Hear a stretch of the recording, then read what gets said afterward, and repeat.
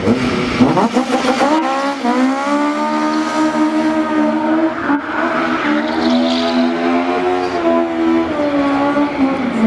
han ber om applåder till vinkar.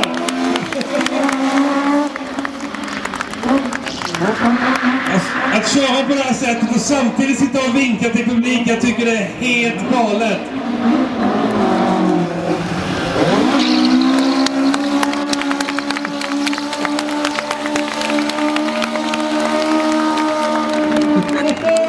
Up yours.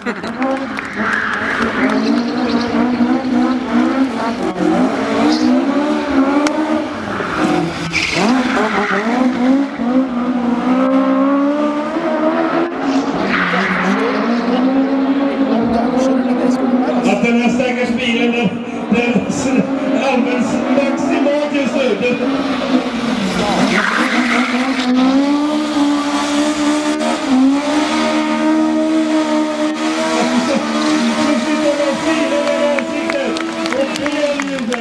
Detta slutar i mina damer och herrar.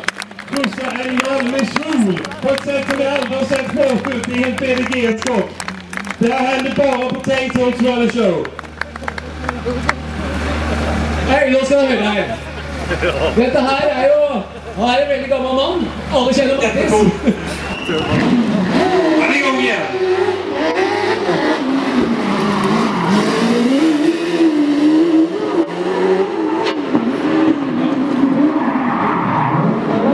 Fantastiskt, Erik! Han har ju stankområn på den bilen.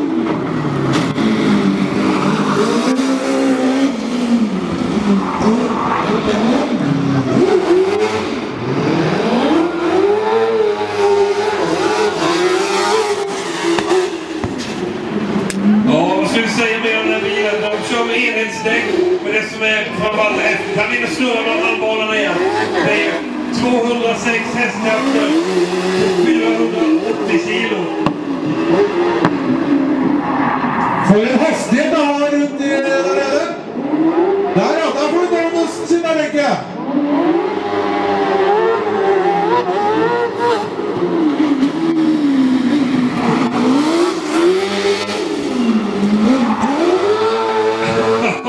Snygg donut i slutet också.